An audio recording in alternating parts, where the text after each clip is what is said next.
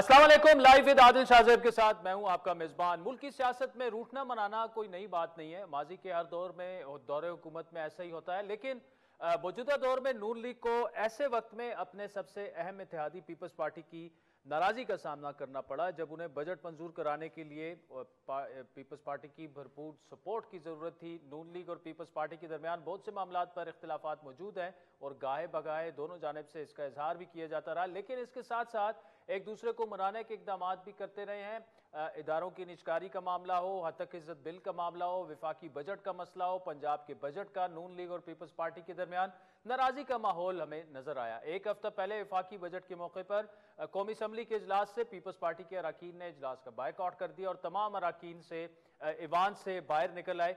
नून league की जानिब से डिप्टी वजीर आजम इसहाक डार और तारिक फजल चौधरी मनाने तो गए, लेकिन पीपल्स पार्टी के सिर्फ 4 अरकान खुर्शीद शाह, गुलाम मुस्तफ़ा शाह, नवीद कमर और इजाज जाखरानी ने अलामती तौर पर इजलास में शिरकत की। बाकी अरकान इजलास में नहीं आए। इसके बाद नून लीग ने एक 4 रुकनी कमेटी बनाई और पीपल्स पार्टी की जानिब से भी 4 अहम रहनुमा सामने आए। दोनों पार्टियों के दरमियान इख्तिलाफी उमूर पर बातचीत का आगाज हुआ। माजी में नून लीग के अहम इत्तेहादी मौलाना फजलुर रहमान भी हुकूमत से नाराज हैं, जिन्हें मनाने के लिए ईद से पहले वज़ीर आज़म शहबाज शरीफ को खुद उनके घर जाना पड़ा। मुलाकात में मौलाना बड़ी गर्मजोशी से वज़ीर आज़म से मिले, लेकिन इस मुलाकात में उनके तहफ़्फ़ुज़ात दूर ना हो सके और उनकी नाराज़गी जो है हमारी इत्तला आती है कि वो बरकरार हैं। नून लीग की हुकूमत को अपोजिशन के साथ साथ इत्तेहादियों की जानिब से भी टफ टाइम मिल रहा है, जबकि माशी चैलेंजेस अपनी जगह मौजूद हैं। PTI की बात करें, अदालतों से उन्हें रिलीफ मिल रहा है। इमरान खान साहब के केसेस बड़ी तेज़ी से हमने ख़त्म होते देखे और शायद एक आध केस ही उनका रह गया। माजी के बरक्स PTI असम्बली में अब एक एहतजाज की सूरत में अपनी मौजूदगी का एहसास दिला रही है। हतक इज्जत बिल के मामले पर जो है वो भी नून लीग को पोजीशन और इत्तेहादियों के साथ साथ सहाफती तंजीमों की भी मुखालफत का सामना है। ऐसी सूरत हाल में नून लीग किस तरफ अपना जो है मुकर्ररा हदफ कैसे पूरा कर सकती है, किस तरह गुड गवर्नेंस करते हुए डिलीवर कर सकेगी, क्या हुकूमती इत्तेहाद मौजूदा हालात का मुकाबला कर सकेगा। इन तमाम मामलात पर गुफ्तगू करने के लिए हमारे साथ मौजूद हैं सीनियर सहाफ़ी और तजज़ियाकार आमिर ज़ियाद साहब और माहिर कानून हाफिज़ हसन साहब। बहुत शुक्रिया हाफिज़ साहब। आमिर साहब, thank you so much for joining us. Sir, आपसे आगाज़ करूँगा। आमिर ज़ियाद साहब, ये इस वक्त जो सिचुएशन है उसमें हमने ये देखा कि पीपल्स पार्टी और नून लीग में अब इख्तिलाफात का आगाज हुआ है, लेकिन PTI जो है अब वो मुज़ाकरात पर आमादा हो चुकी है, वो मुज़ाकरात करना चाहती है। महमूद खान अचकज़ई जो है वो इन जमातों के साथ अब मुज़ाकरात करेंगे।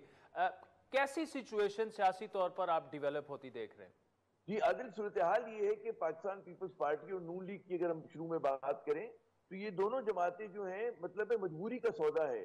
मजबूरी के सौदे के तहत ये दोनों एक दूसरे के इत्तेहादी हैं, वरना अपने DNA में तो ज़ाहिर है कि इख्तिलाफात और उनको एक मंजिल की तरफ नहीं जाना, इनके सियासी अहदाफ में फर्क है। लेकिन क्योंकि PTI को अगर मैदान से बाहर रखना है और इनकी सूट करती इनको ये सियासत के भी साथ मिलकर चले, तो फिलहाल साथ चल रहे हैं। लेकिन पीपल्स पार्टी जो है एक टिकट में 2 मजे कर रही है। उसके पास आईनी पोजीशंस भी हैं, हुकूमत की वो हिमायत भी करी, लेकिन हुकूमत से उसने अपनी दूरी भी रखी हुई, यानी कि जो ऐसे काम कि जहां पर वो ये कह सकेंगे जी जो सख्त इकदाम हैं और जो गैर मकबूल किस्म के जो माशी स्टेप्स लेने होते हैं, ये अपने आप को उससे डिस्टेंस कर लेते हैं। तो ये जो कुछ हुआ है बजट इजलास से पहले और उसके बाद, मतलब है कि 4 लोगों ने सिर्फ जैसा कि आपने बताया कि शरीक हुए, वो तमाम का तमाम अलामती है कि ये लोग ये बता सके कि जी जो भी अवाम पे जो सख्त फैसले किए नून लीग की हुकूमत ने, सैलरीड क्लास के ऊपर बोझ पड़ा है, एक्सपोर्ट सेक्टर को जो है टैक्स नेट में लेकर आ गए और तमाम बहुत सारे इकदाम जिससे महंगाई भी बढ़ेगी और एक आम आदमी की जिंदगी भी तल्ख होगी, उससे उन्होंने सेफली अपने आप को डिस्टेंस भी कर लिया है। तो एक तरह की बड़ी स्मार्ट पॉलिटिक्स है कि हुकूमत में भी है, मजे भी ले रहे हैं, साथ साथ जो है सारा का सारा बोझ जो है वो नून लीग पे गिर रहा है।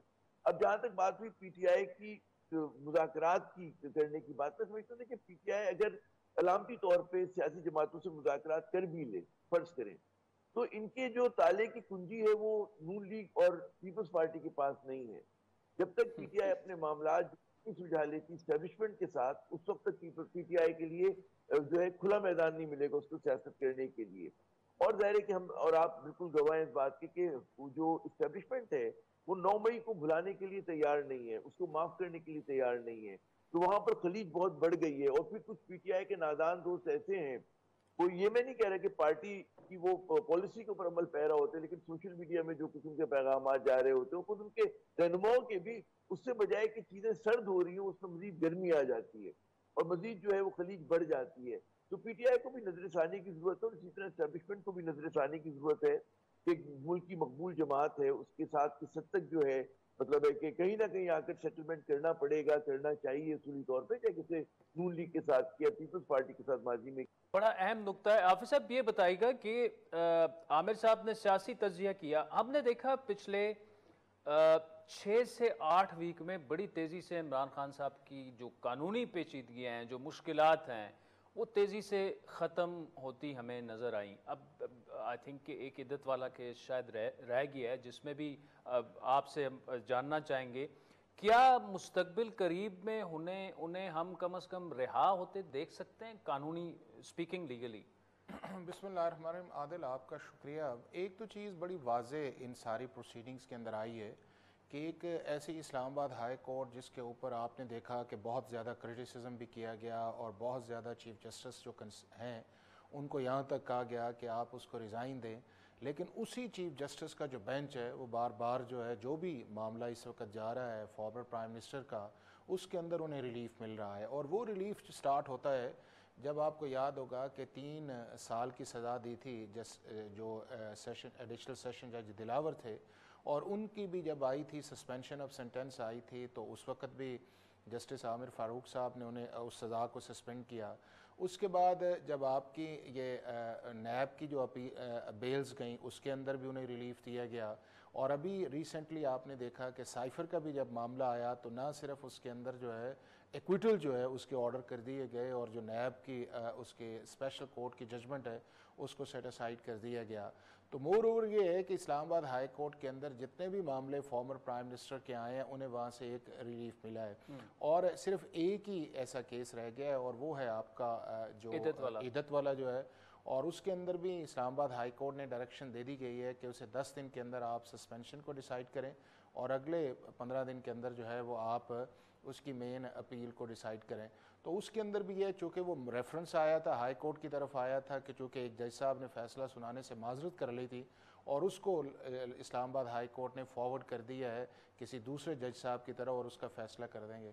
अब अगर उस केस का फ़ैसला जो है जो बज़ाहिर उसके भी ब्राइट चांसेस आएंगे हैं उस चीज़ के अंदर, चूँकि उसके अंदर भी आपको याद होगा कि उस वक्त भी हमने प्रोग्राम में बात की थी कि जो यकदम इन 2-3 केसेस के अंदर सज़ाएँ हुई थी उसके अंदर एक में तो नैब ने कंसीड भी कर दिया कि हमें उनके सस्पेंशन पे एतराज़ कोई नहीं है, और उसके बाद ये 2 जो ऐसे मामले थे तो उसके अंदर जो प्रोसीजरल और लीगल लैप्सेस थे और वो जो लीगल लैप्सेस थे उनका सस्टेन होना कोर्ट ऑफ लॉ के अंदर बड़ा मुश्किल था और उसका दोनों तरफ से मैं समझता हूँ कि एक सस्टेनेबल होना भी मुश्किल था और दूसरा उसका पीटीआई को पॉलिटिकल एडवांटेजेस भी उनके फैसले का आया कि जो आपने देखा होगा कि 30 जनवरी और 1 फरवरी को वो फैसले आए।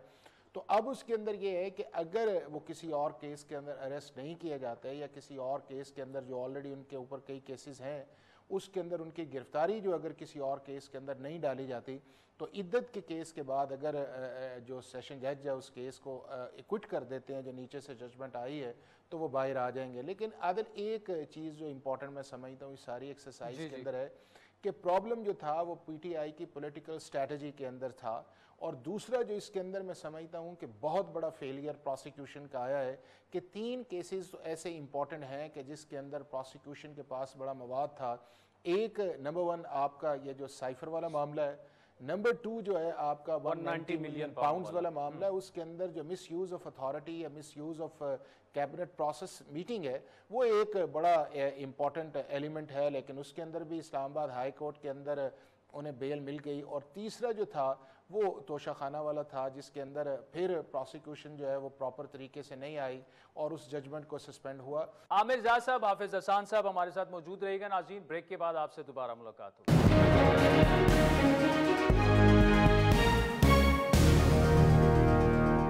वेलकम बैक नाज़रीन। आमिर जाद साहब और हाफिज हसान साहब हमारे साथ मौजूद हैं। आमिर जाद साहब, आपने हाफिज साहब ने बड़ा डिटेल में एक्सप्लेन किया, तो कानूनी मुश्किलात तो तकरीबन उनकी ख़त्म हो चुकी हैं, लेकिन आपने जो एक जुमला कहा बड़ा मानी खेज कि वो आपको मुस्तकबिल करीब में होता नजर नहीं आ रहा, और obviously you were referring to के इस्टेब्लिशमेंट और पीटीआई के जो मामलात हैं, क्यों ये पॉसिबिलिटी आपको मुस्तकबिल करीब में नजर नहीं आ रही?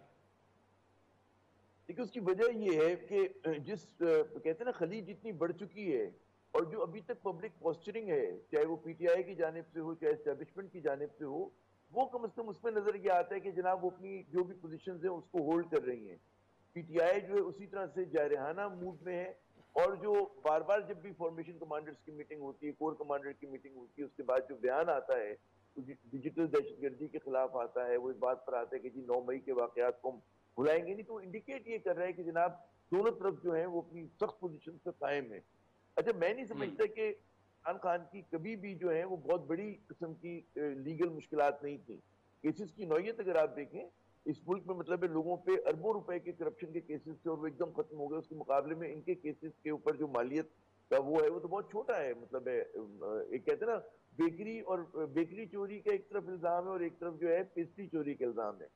तो यहाँ पर जो केसेस बनते हैं वो बनते हैं किसी और वजह से, और तो इस चीज को मैं इतना सीरियसली कभी नहीं लेता। उनकी जो कॉम्प्लिकेशंस हैं वो तमाम की तमाम सियासी हैं, और वो तमाम की तमाम वो बातें हैं कि जो उनके खिलाफात पॉलिसी इशूज के ऊपर या जो भी वजूहात होंगी कि जो उनके स्टैब्लिशमेंट से रहे और अपने सियासी हरीफों से रहे, तो एक मरतबा वो सुलझना शुरू हो जाए, वहां पर इत्तेदाल आ जाए, तो फिर मैं समझता हूँ कि चीजें पाकिस्तान की सियासत में भी नॉर्मेलिटी आएगी, जिसकी बहुत सख्त जरूरत है। लेकिन जैसे कि मैंने अर्ज किया कि मुझे इस वक्त होता हुआ नजर नहीं आ रहा, क्योंकि देखिए आप ये सोचें कि पीपल्स पार्टी और नून लीग को ये चीज सूट करती है कि पीटीआई जो है एम्बिट से बाहर रहे, उसके जो है खिलाफात दूर हों, क्योंकि उनकी सियासी बका इस चीज में है कि पीटीआई अगर इस्टेब्लिशमेंट से नाराज रहेगी तो इनकी रेलिवेंस है, और अगर पीटीआई की दोबारा दोस्ती हो जाती है और वो रेलिवेंट हो जाती है तो इन दोनों जमातों को मुश्किल होगी। कि हमें तस्लीम करना पड़ेगा, हमारी सियासत में जमहूरियत माशाल्लाह है हमारी यहाँ, लेकिन साथ साथ हमारी एस्टेब्लिशमेंट का भी बड़ा रसूख है। और जब तक मतलब है कि कहते हैं ना कि चीजें तमाम चीजें मकबूलियत और कबूलियत साथ साथ नहीं चलेंगे, उस वक्त तक मामले तय नहीं होते। बाज़ औक़ात जो है मकबूलियत से ज्यादा कबूलियत जो है वो ज्यादा अहम हो जाती है। हमारी सियासत का हार्ड फैक्ट है जिसे हमें तस्लीम करना चाहिए। तो मैं जब भी बार बार कह रहा हूँ कि पीटीआई के दोस्त भी सोचें कि जनाब सिर्फ मकबूलियत से नहीं, आपको मसले सेटल करने होंगे, और जब तक सेटल नहीं होंगे आपको जगह नहीं मिलेगी, जगह नहीं मिलेगी। ठीक ठीक ठीक। हाफिज साहब, देखें इसके आदिल जो उन्होंने बात की है ना 9 मई वाला, मुझे ये बताएं कि दुनिया की कौन सी इस्टेब्लिशमेंट या फौज जो है वो गिव अप करे कि आप उसके एक मॉब की सूरत के अंदर पूरे मुल्क के अंदर जाएं और उनकी जो इंस्टॉलेशन है या इंटेलिजेंस एजेंसीज की इंस्टॉलेशन है, या आप उसके बाद जो है आपकी शहदा की यादगारें हैं उसको इस तरह ब्लेटेंटली जो है वो आप उसे करें और फिर आप उसको सोशल मीडिया के ऊपर भी लेके आएँ, फिर उसको एक पॉलिटिकल एंगल भी उस चीज़ के अंदर दें, फिर उसके बाद ये है कि जो आपका उसके अंदर एक रिएक्शन है वो भी रिएक्शन ये है कि नहीं हमने जो उसको किया है या उसकी तरफ जो हमने किया है उसके अंदर आप का एक रिपेंटेंस ना उस चीज़ के अंदर आए, या जिस तरह आपने देखा कि उनकी तरफ से एक आया भी इस चीज़ के अंदर कि जी अगर आपने इसको आगे लेके भी जाना है तो जो फिर आपने काम किया उसके ऊपर आपको थोड़ा सा जिस तरह ये कहते हैं ना कि you need to look on it see, अब बजाय उस चीज़ों के लुक ऑन इट हो उसके अंदर हो और वो चीज़ें हमने पोलिटिसाइज कर दी। एक तरफ सुप्रीम कोर्ट ने उस 9 मई को रोके रखा, दूसरा फिर जिस तरह मैंने आगे इशारा किया कि प्रोसिक्यूशन फिर फेल हुई कि आपने जहाँ जहाँ वो केसेस किए थे अगर ये 30 दिन या 40 दिन या 45 दिन या एंटी टेररिज्म लॉ जो है उसके अंदर 7 दिन के अंदर आपने 30 दिन के अंदर आपने ट्रायल को करना है, तो अगर वो चीज़ें आ जाती तो ना इस्टेब्लिशमेंट को कहने की ज़रूरत पेश आनी थी कि हम 9 मई को नहीं बोले, चूँकि उनका मकसद जो है वो किसी पॉलिटिकल पार्टी को टारगेट करना नहीं है, बल्कि उनका मकसद ये है कि जो लोग इसके अंदर इन्वॉल्व हैं उन्हें कोर्ट ऑफ लॉ से सजा देनी चाहिए। अब जो आपका पहला एंगल था जो मिलिट्री कोर्ट था वो supreme court of Pakistan intervene किया, वो जो एक आपकी सेटल्ड 35-40 साल की प्रोपोजिशन थी सुप्रीम कोर्ट ने उसको अल्ट्रा वायरिस किया। अब उसके बाद जब वो जजमेंट भी सस्पेंड कर दी गई आपने देखा कि अभी तक उस पर नहीं बना। फिर उससे पहले आप ये देखें कि वो वाला जो मामला आया 9 मई वाला, उसके बाद जो एक रिएक्शनरी मोड इन सारी चीज़ों का साइमल्टेनियसली चल रहा है। तो मैं ये समझता हूँ कि अगर आपने इस बात को आगे लेके जाना है तो दुनिया के अंदर किसी भी जगह जो है वो किसी पॉलिटिकल पार्टी का ना किसी पॉलिटिकल पार्टी से हेड ऑन एक्सेप्टेबल है और ना ही एस्टैब्लिशमेंट से हेड ऑन एक्सेप्टेड है। और अभी भी आप देखें कि जो ट्वीट्स जो थे जो ऑफिशियल पीटीआई के अकाउंट से आए या उसके बाद फॉर्मर प्राइम मिनिस्टर के जो ट्विटर अकाउंट्स के ऊपर से जो चीज़ें आई हैं, तो ये चीज़ें ऐसी शो करती हैं कि शायद वो उस रिकन्सिलिएशन के मोड के अंदर नहीं है। और जब आप रिकन्सिलिएशन के मोड के अंदर नहीं है तो फिर आप ये किस तरह दोष दे सकते हैं कि नहीं जी पीपल्स पार्टी जो है या पीएमएलएन जो है वो स्पेस नहीं दे रही, चूंकि वो नहीं चाहती कि पीटीआई जो है एस्टैब्लिशमेंट नजदीक आए। आपको अपने हाउस को पहले इन ऑर्डर करना चाहिए, आप क्लियरली इस चीज के अंदर आए, उसको कंडेम करें कि जिस तरह आप करते हैं, फिर उस पर खड़े रहें कि 9 मई का जो इंसिडेंट था वो गलत था, उसने पाकिस्तान के अंदर और पाकिस्तान के बाहर दुनिया के अंदर एक जग हिसाई की है और आइंदा इस तरह नहीं होना चाहिए। और उसके बाद फिर आप आगे बढ़े और एक जो पॉलिटिकल डायलॉग की बात है वो इस मुल्क के पॉलिटिकल प्रोसेस और लीगल प्रोसेस के लिए बड़ा। लेकिन हाफिज साहब जाते हुए, हाफिज साहब और आमिर जाद साहब, thank you so much for joining अस। लेकिन असल एक मामला ये भी है कि फिर आप सजाएं तो देना, वो भी तो नहीं हो रहा ना। नहीं वही ना आप देखें कि आप रेगुलर जो एंटी टेररिज्म लॉ है उसके अंदर अगर आप जो प्रिस्क्राइब पीरियड है 30 दिन में नहीं हुआ, 60 दिन के अंदर बात खत्म हो जाती।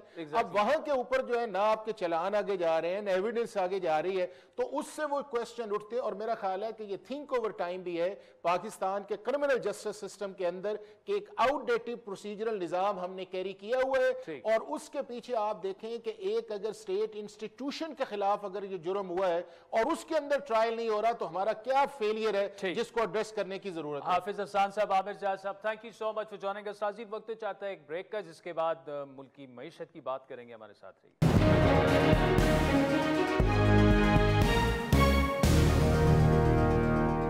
वेलकम बैक नाज़रीन, मुल्क की मईशत की बात करते हैं। बजट पेश हुए कई दिन गुजर चुके हैं और मामलात जो हैं वो अब किस तरफ जा रहे हैं इकनॉमिकली स्पीकिंग। हमारे साथ एसडीपीआई के सरबरा डॉक्टर आबिद कयूम सुलैरी साहब मौजूद हैं। सुलैरी साहब, बहुत शुक्रिया। बजट पेश हुए, जैसा मैंने कहा, कई दिन गुजर चुके हैं, लेकिन बार बार एक बात की जा रही है कि बेसिकली ये तो IMF का बजट था और उनकी गाइडलाइंस के तहत आया और उसके बाद शायद एक और मिनी बजट आएगा, तो हालात जो हैं वो मजीद क्या आप समझते हैं स्क्वीज होंगे? और वजीर खजाना ने एक बात की थी कि जी हम मार्कअप रेट और इन्फ्लेशन को सिंगल डिजिट में लेकर आएंगे, लेकिन लगता ऐसे नहीं है कि उनका ये ख्वाब पूरा होगा। आदिल, पहली चीज तो ये है कि जिस दिन मॉनेटरी पॉलिसी आई थी उसमें गवर्नर स्टेट बैंक ने खुद कहा था कि ये हम 1.5% सिर्फ इसलिए रिड्यूस कर रहे हैं क्योंकि हमें खदशा है कि बजट आने के बाद इन्फ्लेशन में इजाफा होगा। तो इसका मतलब है कि इन्फ्लेशन जो है वो, अगर मॉनेटरी पॉलिसी कमेटी जो है उसको मालूम है कि इसमें इजाफा होगा या फोर्सी कर रहे थे कि जो बहुत से इनिशिएटिव्स हैं वो इन्फ्लेशनरी हैं, पेट्रोलियम डेवलपमेंट लेवी में इजाफा करना या आपकी जो टैक्सेस हैं उनमें इजाफा करना या GST एग्जम्पशन का विड्रॉ करना या अभी ओगरा और नेपरा जो हैं वो रेट्स को जो रद्दोबदल करते हैं गाहे बगाहे, तो ये सारी वो चीज़ें हैं जो कि इन्फ्लेशनरी हैं। दूसरा मुझे ये खदशा है कि बजट में जो एक प्रपोज किया गया है स्टेप नॉन फाइलर के लिए प्रॉपर्टी ट्रांजैक्शंस पे 45% का कैपिटल गेन टैक्स, उसकी वजह से बहुत से लोग ऐसे होंगे जो कि प्रॉपर्टी में इन्वेस्ट करने की बजाय वो नॉन फाइलर वो डॉलर खरीदना शुरू कर देंगे और जब वो डॉलराइजेशन ऑफ इकॉनमी की तरफ भागेंगे तो डॉलर की डिमांड बढ़ेगी। रुपया जो है अगर एडमिनिस्ट्रेटिव मेजर स्ट्रॉन्ग ना हुए तो वो स्लिप कर सकता है, जिसका एक अपना इन्फ्लेशनरी जो है वो इम्पैक्ट आएगा। तो ये जो बजट और इसमें जो बजटरी प्रपोजल है, इट्स ट्रू कि पाकिस्तान को इस वक्त IMF प्रोग्राम की बड़ी अशद ज़रूरत है। अगर IMF प्रोग्राम नहीं मिलता जुलाई में तो हम डीप वाटर्स में जा सकते हैं, जो आगे हमारी लाइबिलिटीज़ हैं जो कि पे होनी है। So on one hand I am happy Aurangzeb साहब ने कुछ असर्टिव मेजर लेने की कोशिश की, लेकिन ऑन द अदर हैंड ये जो मैक्रो इकनॉमिक स्टेबिलिटी ढूंढते ढूंढते हम सबकी जो माइक्रो इकनॉमिक स्टेबिलिटी ख़राब हो रही है उस पर भी हमें माइंडफुल होना चाहिए और उसका भी कोई तदारुक हमें करना चाहिए। अच्छा डॉक्टर साहब, सादा सवाल, बजट में जो स्लैब्स का जिस तरह से हुआ मामला, चेंजेस अब आए ना आए इस बहस में भी नहीं पड़ते, लेकिन क्यों हर हुकूमत सबसे जो उनका आसान हदफ जो है वो तनख्वाहदार तबके को समझती है? आपको पता है कि पिछले साल के अगर आप इकोनॉमिक सर्वे को देखें तो जो टोटल हमारा कलेक्शन थी रियल स्टेट से और एग्रीकल्चर से, वो बिल तरतीब 0.2% ऑफ जीडीपी और 0.6% ऑफ जीडीपी वो थी। और जो तनख्वाहदार तबके से जो कलेक्ट किया गया है वो 325 अरब रुपए उन्होंने दिए। एग्रीकल्चर ने मुश्किल से 8 अरब दिए। आपके जो रिटेलर्स थे और रियल स्टेट है उनका नेग्लिजिबल कंट्रीब्यूशन है। तो जाहिर है कि ये एक आसान चीज़ होती है डिडक्शन एट सोर्स, कि आप एम्प्लॉयर को लायबल बना दें कि वो टैक्स काटे और टैक्स काट के सैलरी दे। तो विदहोल्डिंग टैक्स की तरह ये जो डिडक्शन एट सोर्स है ये एक आसान जरिया है एफपीआर के लिए टैक्स कलेक्शन का, और यही वजह है कि यही इस्तेमाल होता है। आबिद सुहैल साहब, जो मार्कअप वाला मामला है, 2-3 उसके फैक्टर्स हैं। जिस तरह से बजट में इस दफ़ा रियल स्टेट को जो है हिट किया गया, उसमें टैक्स नेट बढ़ाने की लेकिन कोई बात नहीं। अगर कोई नॉन फाइलर है वो एक ट्रांजैक्शन पर अब तकरीबन 45% जो है वो टैक्स देगा। क्या आप do you really think this approach will work? मतलब 3-4 साल पहले पीटीआई के दौर में हॉट मनी का स्कैंडल आया, अब तो अंदरूनी तौर पर आपकी हॉट मनी जो है वो इतनी जनरेट हो रही है, 20% अभी भी आपका मार्कअप है, तो लोग किसी और सेक्टर में क्यों जाएंगे? सीधा सीधा तो आपसे ये समझना है कि जब महंगाई नीचे आ गई है तो मार्कअप वहीं पे क्यों है? आदिल, ये इंटरेस्ट रेट जो है ये 2 तरह से इम्पैक्ट करता है किसी भी मुल्क की इकॉनमी को। एक तो इंटरनली इम्पैक्ट करता है जो कि हुकूमत पाकिस्तान की जो बोरिंग है और जो प्रीडोमिनेटली डोमेस्टिक बैंक्स की बोरिंग है कमर्शियल बैंक से, तो एक तो ये हुकूमत की जो पेमेंट है, जो इंटरेस्ट पेमेंट है, ये उसको बढ़ा देता है। लेकिन दूसरी तरफ ये जो इंटरेस्ट रेट है शायद पाकिस्तान में महंगाई को इतना कंट्रोल नहीं करता जितना ये डॉलराइजेशन को कंट्रोल करता है। यानी आपने खुद कहा ना अपने सवाल में कि चूंकि 20% मिल रहा है तो लोग बैंक में जमा करवा देंगे।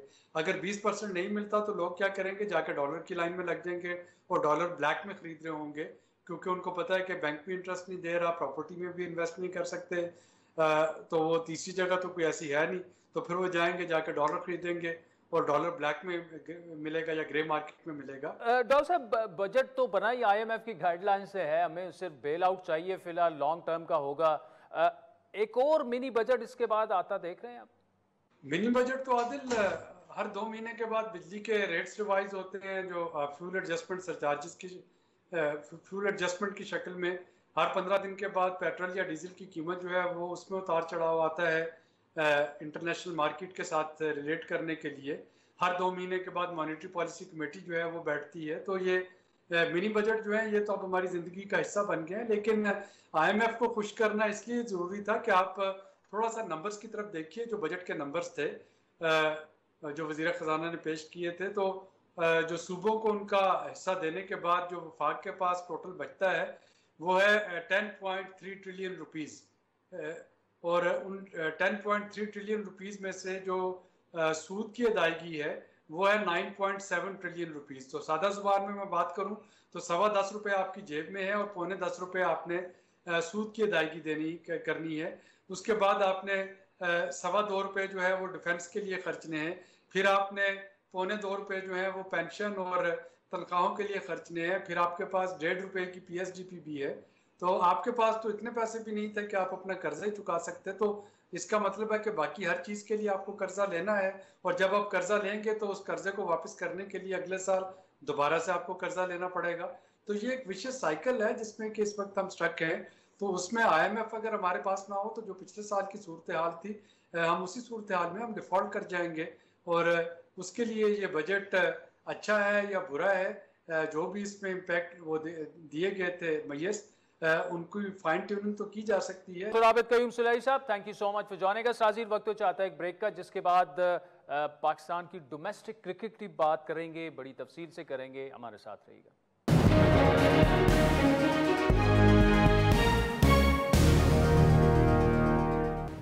वेलकम बैक नाज़रीन। पाकिस्तान क्रिकेट टीम की कारकर्दगी की क्या बात कर रहे हैं, लेफ्ट राइट आप उन्हीं पर तनकीद सुन रहे हैं, खुसूसन उनमें उनकी जो वर्ल्ड कप में कारकर्दगी रही है। और गुज़श्ता दिनों हमने एक सेगमेंट किया जिसमें पाकिस्तान के मायनाज क्रिकेटर साबिक मोहम्मद अकरम साहब ने एक बात की थी कि डोमेस्टिक क्रिकेट जो है असल में तो अगर हमने स्क्रैच से स्टार्ट लें और डोमेस्टिक क्रिकेट को सॉर्ट आउट करें तो फिर जाके कई साल, 2 साल, 3 साल के बाद नया टैलेंट सामने आएगा और हमारी उम्मीदों पर पूरा उतरेगा। तो मैंने फिर सोचा कि क्यों ना इस पर एक और मायनाज क्रिकेटर हैं, साबिक चीफ सेलेक्टर भी रह चुके हैं, तौसीफ अहमद साहब भी इस वक्त हमारे साथ मौजूद है और मोहम्मद अकरम साहब भी हमारे साथ मौजूद है। तौसीफ अहमद साहब, पहले तो आप क्या समझते हैं कि जिस नहज पर इस वक्त पाकिस्तान की टीम खड़ी है उसकी बुनियादी वजूहात क्या हैं आपकी नज़र में? देखिए, एक तो पहली बात यह है कि वजूहात डेफिनेटली हमारे पास कोई इतना बड़ा बैकअप नहीं है। और बैकअप क्यों नहीं है उसकी जिम्मेदारी डेफिनेटली मैं कहता हूँ जो लोग पीछे बिग प्लेयर्स की भी बात करूँगा।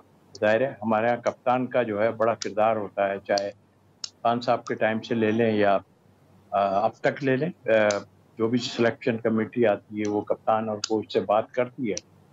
और यस, एक बड़ी वजह यही है और उसमें मैं समझता हूँ कि बाहर बेंच पे बैठने वाले प्लेयर्स बने ही नहीं तो अब किसको कसूरवार कहें, हकीकत तो ये है।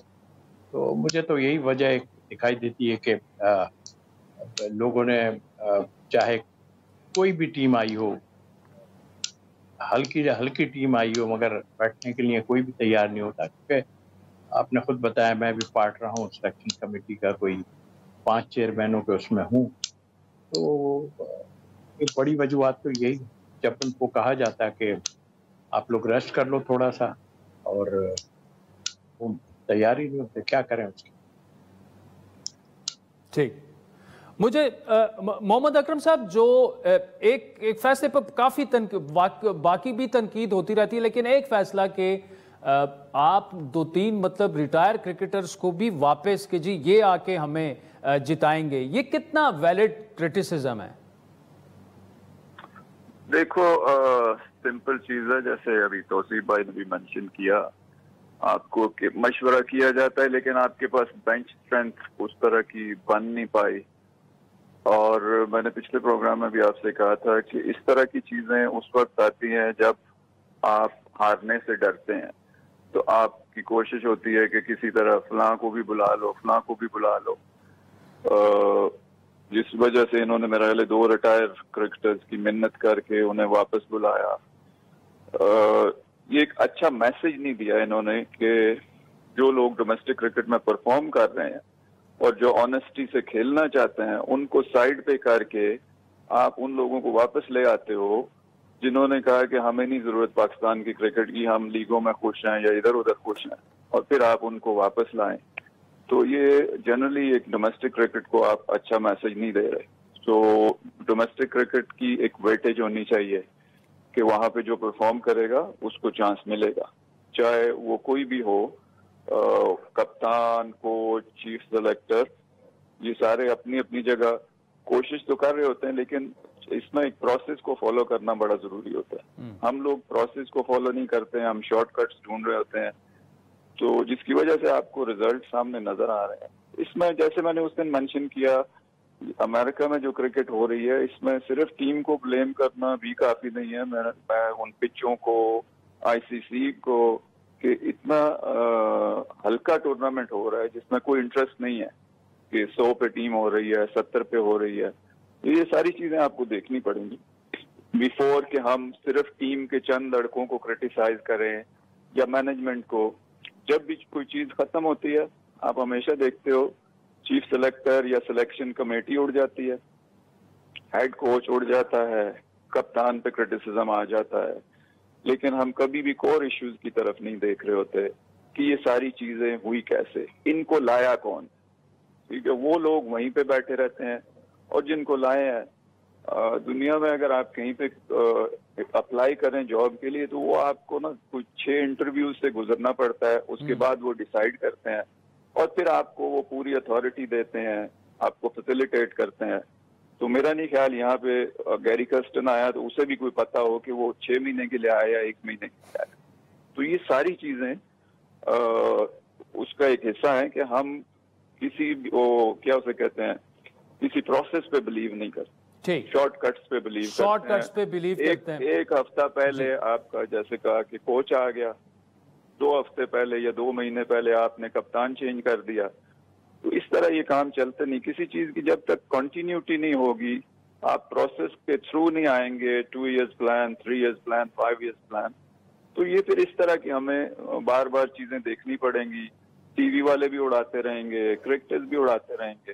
तो असल जो कोर इशू है उस पे आने की हम सबको जरूरत है कि किस तरह इस प्रोसेस को फॉलो किया जाए जो बाकी दुनिया करती है और हम नहीं करते। ठीक, तौसीफ अहमद साहब, मोहम्मद अकरम साहब ने एक बात की कि प्रोसेसेस अब ज्यादा नीटी ग्रिटी में तो नहीं जाते। पीसीबी को उठा के देख लें, पीसीबी का चेयरमैन जो है कभी एक पार्टी लगा दे, जिसकी भी गवर्नमेंट आए वो अपना बंदा ले आती है। क्या ऐसा नहीं होना चाहिए कि प्रोफेशनल क्रिकेटर को ही पीसीबी का चेयरमैन, कोई ऐसा कानून बनना चाहिए? आपका क्या ख्याल है? अभी पीछे एक क्रिकेटर बने तो थे ना, आपको पता ही है जी, उनको चेयरमैन बनाया गया था, तो जो पोजीशन हुई सबको मालूम है।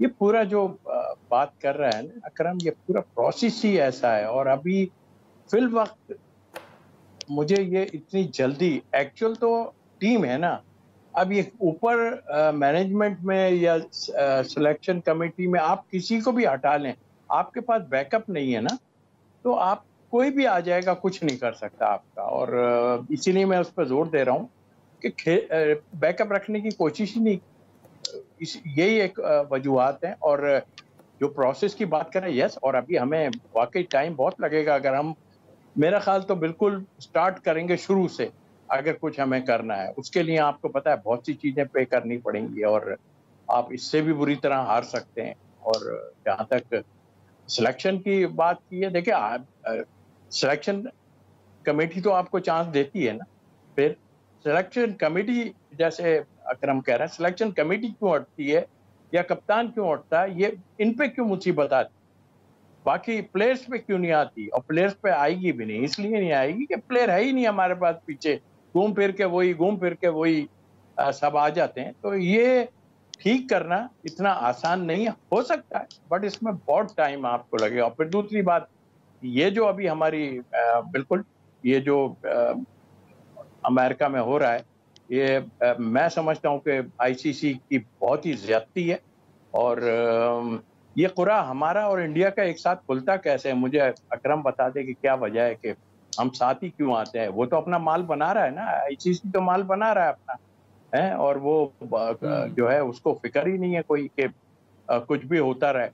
और बहुत गलत है अगर इसी मामले में करना है सिर्फ, तो और भी बहुत से मामले हैं, ऐसे मामला जो कि पाकिस्तान इंडिया के मैचों को जो है वो कहें कि भाई खेलो आन के, कहीं भी खेलो, हमारे साथ खेलो, तो आन के वहाँ आन के आईसीसी जो है दब जाता है बिल्कुल। तो ये उसका वन साइडेड है और डैमेज भी हम डेफिनेटली हुए किसी की वजह से।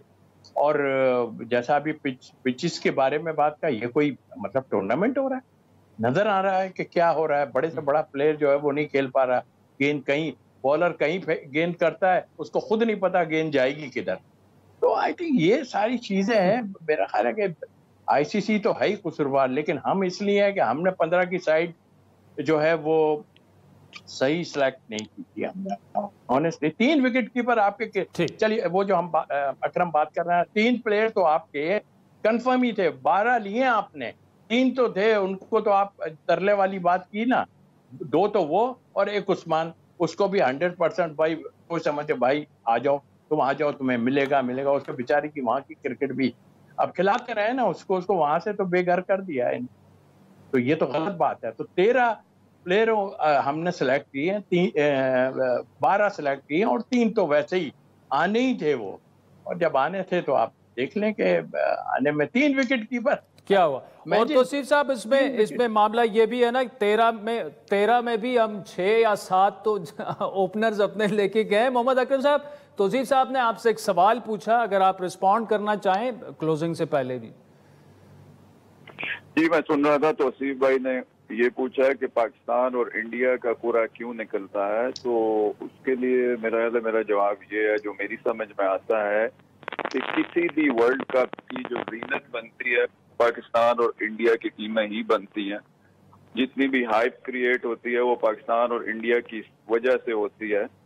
और आईसीसी को मेरा ख्याल है कहीं ना कहीं ये होता है कि शायद इस पूरे टूर्नामेंट में अगर ये सेमीफाइनल में भी आपस में ना मिली और फाइनल में भी ना मिली तो इनका शायद एक मैच भी ना हो, तो इन्हें एक ही पूल में रख के एटलीस्ट इनका एक मैच जरूर हो जिससे दुनिया इंतजार कर रही होती है। हम पाकिस्तानी और इंडियन फैंस भी इंतजार कर रहे होते हैं।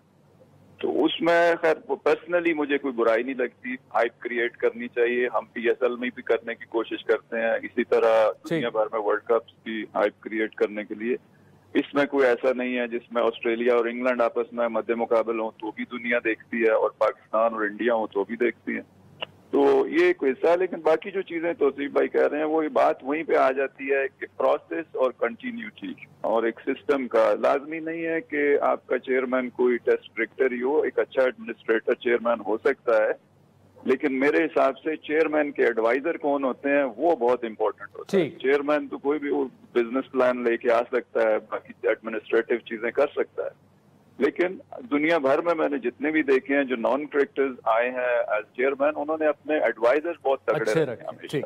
चले मोहम्मद अकरम साहब, तौसीफ अहमद साहब, थैंक यू फॉर जॉइनिंग अस। नाज़रीन, आज के प्रोग्राम पर फीडबैक जरूर दीजिएगा। हमारा ट्विटर हैंडल है @आदिल शाह ज़ेब। इजाजत दीजिए, खुदा हाफिज़।